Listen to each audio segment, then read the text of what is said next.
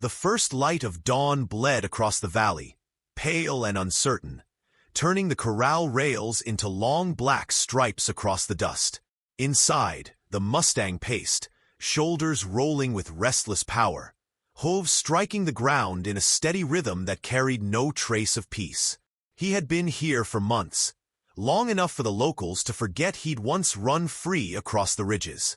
Yet every flick of his ear, every flash of his dark eyes, declared that no fence had tamed him. The scars on his hide told of rope burns and struggles, of battles fought against hands that claimed to know better. On the far side of the corral, a man leaned against the gatepost. He was tall, lean from years of work, his hat pulled low over sharp eyes that did not soften when they settled on the horse. The town called him Avery Rourke, owner of more land than most families could dream of, a man who measured worth by control. To him, this Mustang was not a creature with a spirit, but a challenge. He had paid for him at auction, outbidding others with a smile that was all teeth. What he wanted was not partnership. He wanted submission. The Mustang stopped pacing and stood square in the pale light, chest heaving, ears pinned. For a long moment, neither man nor animal moved. Then Avery pushed himself upright, dusting his coat with an impatient flick. "You'll bend," he muttered, voice flat as gravel. "They all do." From the barn's shadow, a smaller figure watched. Liam, barely 16, carried a bucket of water, his boots too big, his coat patched at the elbows. He had been working the ranch for nearly a year, long enough to learn when to keep quiet. But silence did not mean blindness. He saw what others missed. The way the Mustang's eyes followed the ridgeline whenever the wind shifted, the way his muscles tensed at the distant cry of wild birds, the way Avery's fists clenched whenever the horse refused to meet his gaze. Liam set the bucket down and lingered near the rails, hands resting on the wood. The Mustang's ear swiveled, catching the boy's quiet breath. For a heartbeat, they regarded each other. One wild, one human, both young enough to know what it felt like to be cornered. Liam lowered his eyes before Avery noticed, but inside, something stirred. The ranch yard woke slowly. Hands gathered, murmuring about the week ahead, about Avery's plans to show the horse at the county exhibition. Bets had already been whispered in town. Whether the Mustang would finally bow under saddle or break the man who tried to ride him.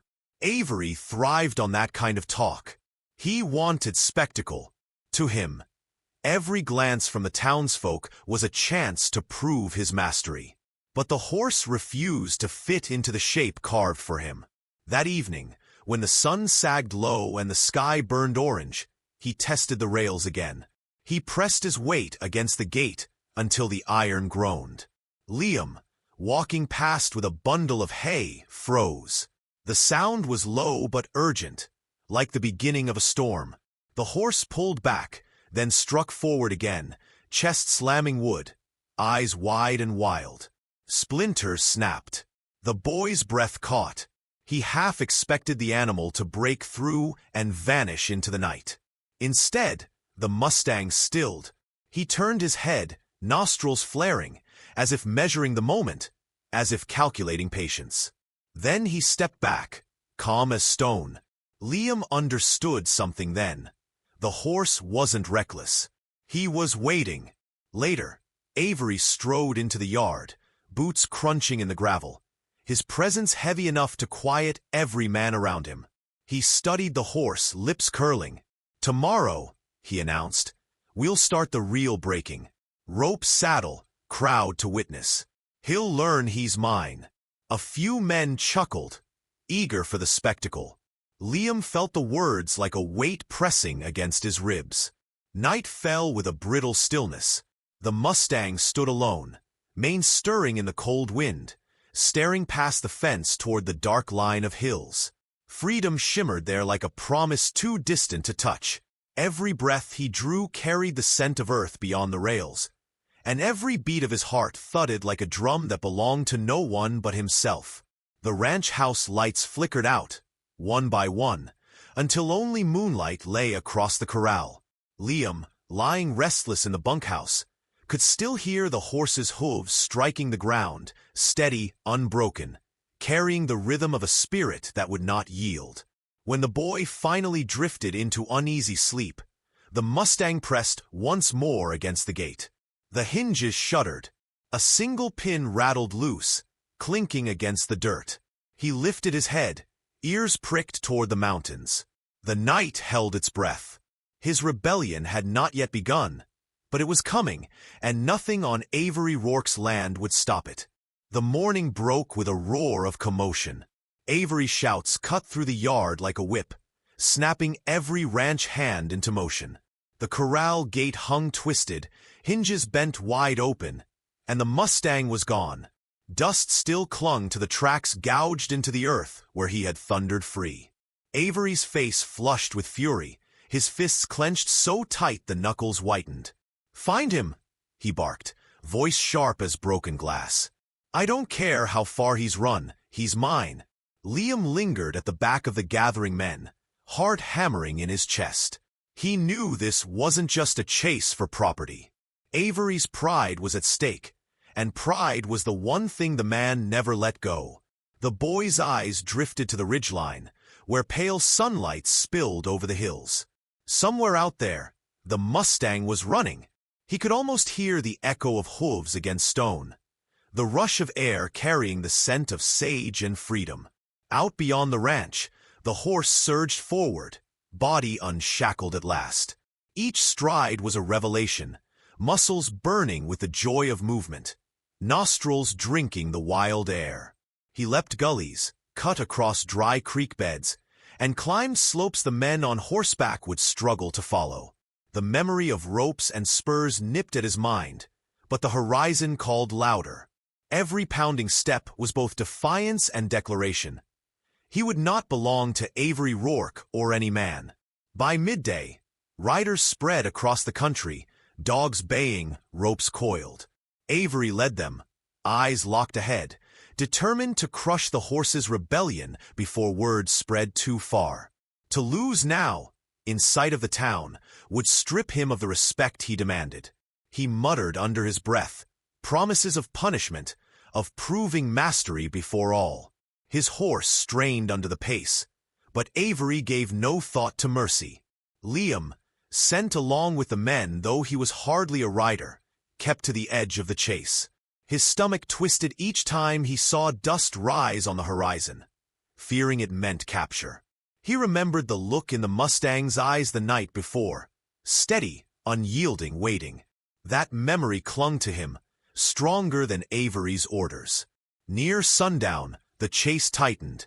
The Mustang, weary but unbroken, stumbled down a ravine where loose stones slid under his hooves. A rope whistled through the air, grazing his neck before snapping against the rocks. He bolted sideways, lunging upward, lungs straining. The men cursed, spurring their mounts, but the terrain slowed them. The horse disappeared into a tangle of scrub, leaving the sound of hooves fading into distance. In the darkening sky, clouds gathered. Thunder grumbled low, a warning of the storm to come. Liam pulled his horse aside, pretending to check a strap. From his pocket he slipped a small scrap of cloth, dropping it deliberately into the brush, masking the Mustang's path from the dogs. No one noticed. His pulse throbbed with both fear and relief. The Mustang pressed on through the night. His flank ached from the near capture, and one leg carried the tremor of strain, but he did not falter.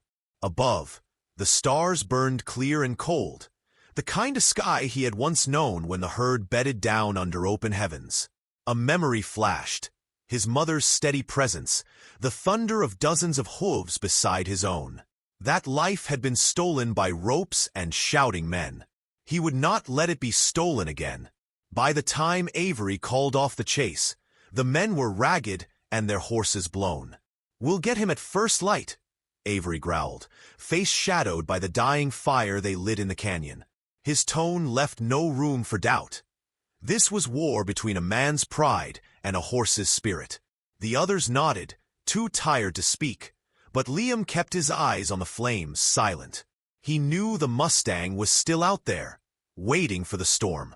Far off, rain began to fall in soft sheets, darkening the dust, cloaking the land in shifting shadows. The Mustang stood on a high ridge, sides heaving, mane plastered to his neck. Below him stretched the world, untamed, wide, alive with the scent of wet grass and stone. He lifted his head, ears flicking at the distant rumbles, and for the first time since capture, he felt the earth answer his call. Freedom was no longer a dream. It was real, beneath his hooves, as fierce as the storm that rolled toward him. Rain swept across the canyon, turning the air sharp with the scent of wet stone and cedar. The Mustang pressed forward, muscles aching, his breath rising in white bursts against the storm. Each drop struck his hide like needles, but the sting was nothing compared to the ropes and spurs he had left behind. He moved with a rhythm forged in survival, hooves finding narrow ledges, lungs burning yet steady. The freedom he had stolen was fragile, hunted by men who refused to release their claim. At the camp below, Avery paced by the fire, his jaw locked in fury. Sleep never came when pride was wounded. He spoke in harsh whispers, promising that by sunrise the horse would be his again. The other ranch hands listened, nodding with weary obedience, but none carried his fire. To them, it was a job. To Avery, it was war.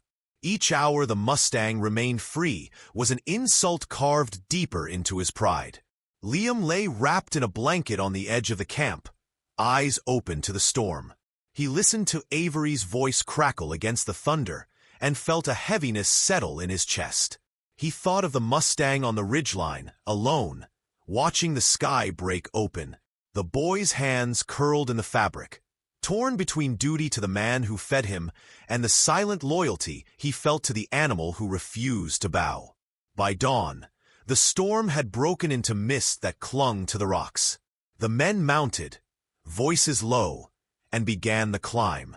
The ground was slick, trails treacherous, yet Avery drove them onward, eyes scanning every shadow for movement. Liam followed at the rear, silent, praying the horse had pressed further into the mountains where even seasoned riders hesitated to go. The Mustang had, in fact, returned to familiar ground. The meadows stretched green and glistening after rain, dotted with the ghosts of his past. Here he had once run with his herd. Here the air still carried their memory. He lowered his head to drink from a swollen stream, water cold and sweet against his tongue. Yet even as he drank, his ears flicked back. The hunters were coming. He lifted his head, mane dripping, and stared into the fog. A shadow moved. Liam dismounted, standing just beyond the brush. For a breathless instant, neither stirred. The boy's eyes were wide, his face pale with both fear and awe. He raised no rope, made no sound, only stood, heart hammering, as if willing himself invisible. The Mustang did not run. He simply watched, nostrils flaring, reading the boy's stillness. A fragile understanding sparked between them. Then, as a shout echoed down the canyon, the horse wheeled and vanished into the mist, leaving Liam rooted to the earth. When Avery arrived minutes later, his fury rose. He was here, he spat, eyes scanning the prints by the stream. His gaze flicked to Liam, suspicion simmering, but the boy kept his face blank, his secret buried. Avery cursed and barked orders, his voice carrying sharp against the damp rock. The men spread wide, their net tightening, but the storm-wet land betrayed them. Mudslides slowed their horses, fallen branches blocked narrow passes. By afternoon, they cornered him in a box canyon, walls sheer and high. The Mustang's sides heaved, his coat dark with rain and sweat. He spun in tight circles, searching for escape, while the men spread across the mouth, ropes ready, dogs straining against leashes. Avery rode forward, eyes gleaming with triumph. "Nowhere left to run," he called, his voice ringing with cruel satisfaction. Liam sat astride his tired horse, throat dry. The canyon was a trap, and he knew what would follow. Ropes, chains, the spirit beaten out of the creature who had shown him a glimpse of defiance worth believing in. The boy's heart pounded as lightning cracked overhead, thunder rolling like the beat of hooves. The Mustang stilled, ears flat, gaze fixed on the cliff edge. The rain-slicked stone glistened, dangerous, near impossible to climb. But something in his stance shifted, muscles coiling, eyes bright as fire. Avery raised his hand to signal the throw. Before the ropes could fly, the horse lunged, not toward open ground, but toward the narrow ledge that jutted high above. Hooves struck stone, sparks flashing in the storm. The men shouted in disbelief, dogs barking madly, as the Mustang climbed where no tame horse dared. Each leap was perilous, the canyon roaring with noise, but he did not falter. At the edge, lightning illuminated his figure in a burst of white fire. For a breathless moment, time froze, the wild creature defying every chain, every hand that sought to claim him. Liam's breath caught, his chest aching with awe and terror. The horse stood poised on the rim, mane whipped by the wind, the storm blazing around him. Then, with a final surge, he vanished over the edge, swallowed by the mist and the freedom beyond. Silence clung to the canyon after the Mustang vanished into the storm, broken only by the fading echo of hooves against stone. The men sat stunned, reins slack in their hands, eyes straining toward the cliff's rim as though expecting the animal to tumble back into view. But nothing came, only rain and mist, curling down like a curtain drawn across a stage. Avery's face darkened, his pride cut deeper than any wound. He wheeled his horse around, snarling at his men. "We're not done. He belongs to me." Yet even in his voice there was a crack, a sliver of doubt that rattled louder than thunder. The others shifted uneasily. They had seen horses run, even fight, but never one scale sheer stone under storm like a creature born of the elements. To chase him further meant risking their own lives on treacherous cliffs. One by one, they lowered their ropes, muttering excuses about tired mounts and broken ground. Avery cursed them, his fury spilling into the rain, but his threats rang hollow. The will to follow him had drained away, leaving him alone in his obsession. Liam kept silent, the weight of what he had witnessed pressing hard against his chest. The image of the Mustang leaping into lightning burned behind his eyes, searing and indelible. It wasn't just defiance he had seen. It was something greater. An unshaken spirit declaring that freedom mattered more than breath itself. That vision sank into him, reshaping something tender and unspoken in his heart. By nightfall, the camp was abandoned.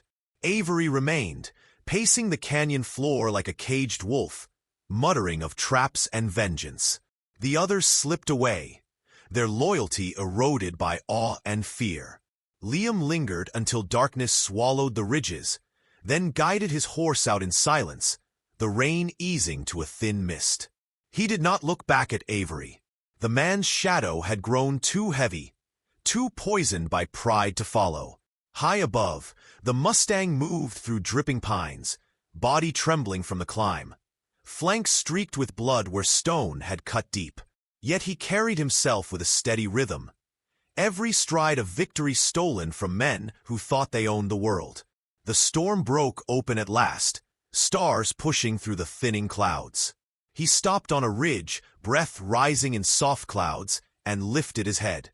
The air tasted sweet, pine sage, the faint trace of other hooves long gone. His call split the night, raw and unyielding, rolling down into the canyon below. Liam, still riding homeward, heard it. He halted, turning his face toward the cry. A shiver ran through him, not of fear but of recognition. He whispered into the quiet, though no one stood near enough to hear. "Run. Don't ever stop." The words were swept into the night, carried upward like smoke, but he believed the horse somehow knew. At dawn, Avery returned to town, his fury masked by silence. Whispers chased him through the streets. People had heard already, How the Mustang had climbed where no man thought possible. How even the storm had seemed to bend around him. No one mocked Avery aloud, but their eyes held the judgment he dreaded. Control had slipped from his grasp, and with it the myth of his mastery. He closed himself behind heavy doors, pride splintered, reputation bleeding away. Far from town, the Mustang healed slowly. The cut on his flank scabbed, the ache in his legs eased with each sunrise. He drank from hidden streams, grazed on tender shoots washed clean by rain. The mountains opened before him, valleys untamed, ridges stretching into infinity. Each step carried him further from fences, from ropes, from the voice that sought to claim him. Yet his triumph was not only survival. It was proof. No matter how tightly men closed their fists, the wild could not be bound. Weeks later, Liam rode back toward the hills, drawn by something he could not name. He found no sign of Avery's pursuit, only tracks fading into grass and wind. He dismounted near a ridge and stood still, listening. For a long time, the world was silent, but for the whisper of pines. Then, faint but certain, came the sound of hooves far off, a rhythm steady, alive, free. He smiled, small and quiet, and turned back toward the valley. The Mustang crested another rise, mane lifted by the wind, eyes fixed on the horizon. The land stretched vast before him, endless and unclaimed. He paused only once, ears flicking toward the valley where men still lived, where fences still cut the earth. Then he wheeled away, carrying nothing but his own unbroken spirit into the dawn. Freedom was not given. It was taken, kept, defended, and he had chosen it, whatever the cost.